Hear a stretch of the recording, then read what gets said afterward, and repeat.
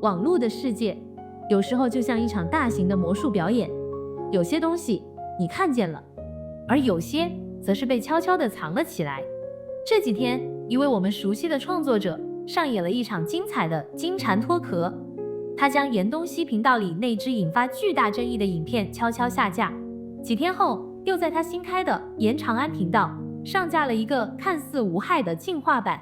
这支关于泰国第三电视台的报道争议，我在之前影片中已经做过几集分析，有兴趣的朋友可以点击右上角的资讯卡回顾。但今天我们不谈他留下了什么，我们要聊的是他到底删掉了什么。一个创作者为什么要费心对自己的作品进行阉割？这份被他亲手抹去的剧本里，究竟藏着多少他不敢再让观众看见的关于敛财、政治动员与自我英雄化的真实意图？今天就让我们一起帮他对一对这份被删改的台词。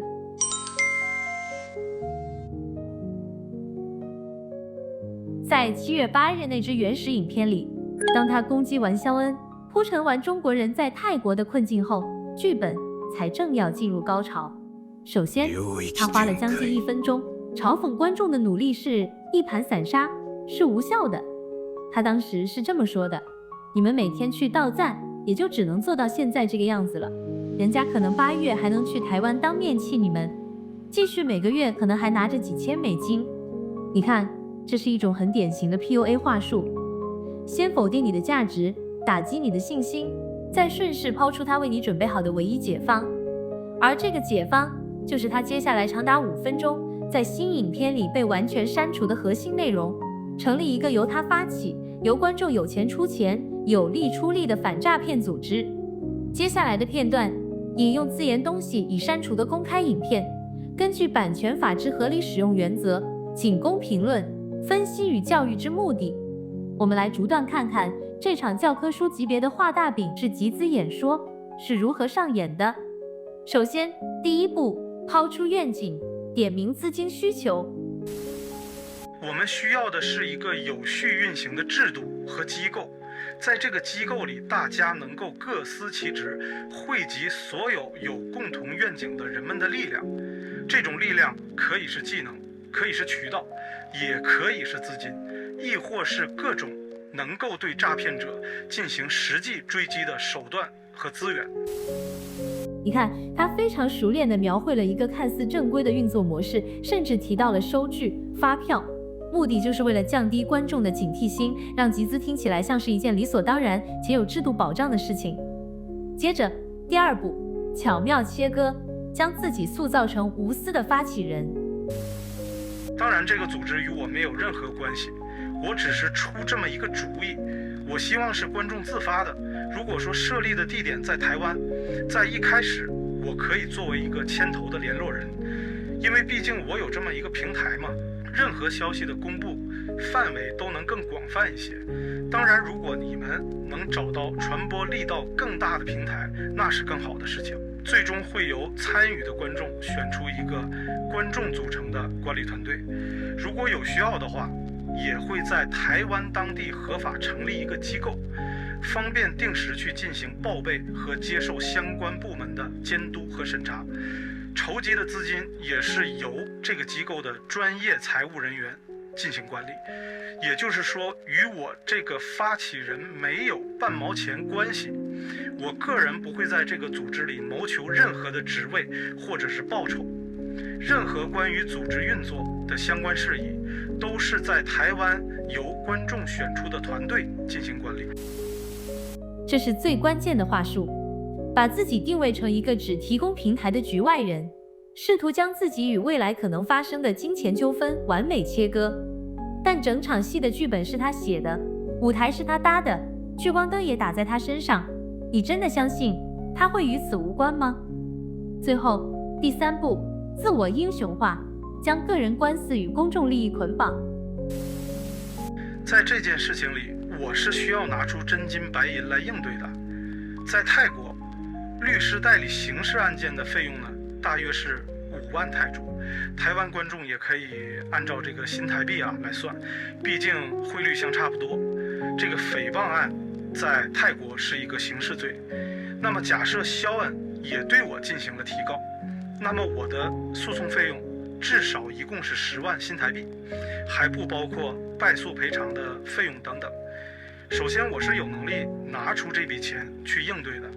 所以我也有底气出来说话，把我知道的分享给大家。那会不会有人就因为没有这个钱，就不敢出来讲出真相了呢？如果每一个想讲出真相的人都没有这个后顾之忧，那么就会有更多的人站出来。这一步可以说是画龙点睛，他将自己的官司包装成一场为正义而战的牺牲，这是在告诉观众，你们捐的钱不只是在打击骗子，更是在保护像我这样为你们发声的勇士。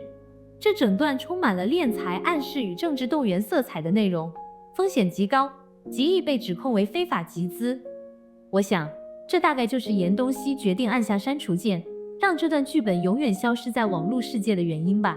毕竟，有些话说出口就收不回去了。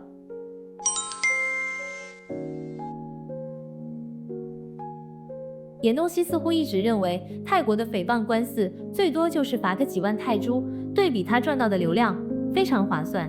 但这份自信或许是建立在对泰国法律的选择性理解上。根据泰国刑法，诽谤罪本身，初犯的确很少直接入监，但严东西似乎忽略了几件更重要的事。第一，藐视法庭。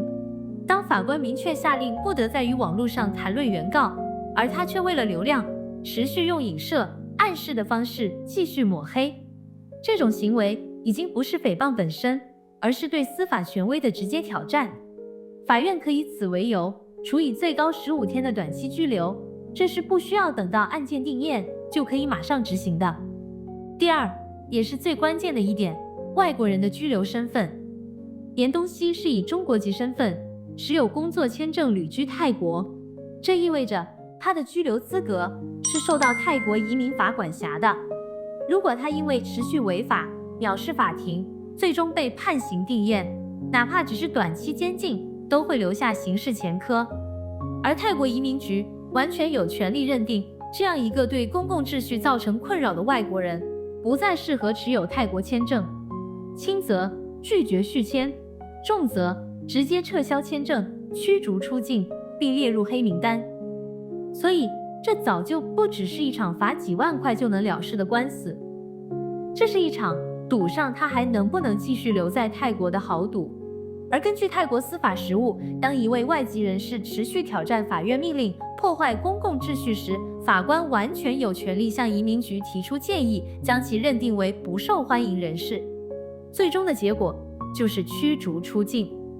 毕竟，法院的传票和开庭通知是寄给一个名叫玉春晓的法定被告，而不是网络上那些可以随时抛弃的名叫严东西或严长安的虚拟化名。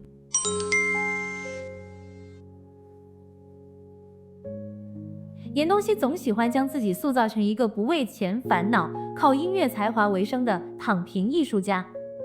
他曾嘲讽西康跟肖恩是靠着 YouTube 才活得下去。有我自己的正常工作，我不像一些人不做油管可能就活不下去了。每天不是在拍房子，就是在赶去拍房子的路上，恨不得每天都能卖1栋别墅、2套公寓，所以搞得大家觉得是个 YouTuber 就必须2、3天一更，甚至是日更。但这个我确实是做不到啊。我闲下来的时候呢，就会多更一些。如果来了工作，我就没有办法保证了。就算是我闲下来了，我也有可能先去陪陪我家的猫猫狗狗，再陪陪老人去逛逛菜市场啊，泡泡温泉啊，或者是陪我女朋友去上山喝个咖啡啊。我觉得没有一个正常人会把每一天都奉献给 YouTube 吧。但我们不妨也来帮他算一笔账。他1周更新5次，加上直播与抖内，1个月至少产出20支影片。以他目前的流量和 YouTube 广告分润来估算，保守估计每个月也能带来超过$3000的收入。而他的音乐本业呢？他曾在网络上公开接案，1首歌1000人民币，再加上他家人疑似从事的违法代购，这些收入真的能支撑他在清迈的日常消费吗？$3000的 YouTube 收入对比1首歌1000人民币的报价，哪一个才是他真正的经济支柱？我想答案不言而喻。这也解释了他另一个有趣的矛盾。在新影片中，他删掉了所有关于律师费的内容，但在原始影片中，他声称自己有能力拿出10万泰铢来应对2场官司，这就奇怪了。我记得他过去的影片里曾得意地说，有位懂法律的朋友要免费帮他打官司。当然，我这个朋友也跟我说了啊，如果他这个诉讼是真的，我最终真的收到了这个传票，他会免费帮我去打这场官司，因为他也很讨厌肖恩。你想，你怎么就这么招人恨呢？不知道那段免费午餐的剧本是不是也随着这次影片改版一起被删掉了？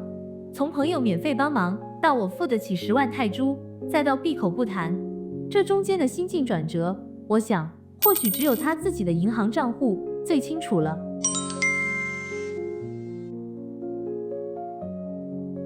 他的矛盾还不止在金钱上，他总是一再强调自己没有朋友，远离清迈的中国人圈子，做一个独善其身的观察家。但有趣的是，他却能对清迈野夫房产事件这类需要深度在地人脉才能了解的纠纷侃侃而谈，做出长篇大论的分析。一个自称没有朋友的人，这份深入的在地观察是从哪里来的呢？这是不是又一次的自相矛盾？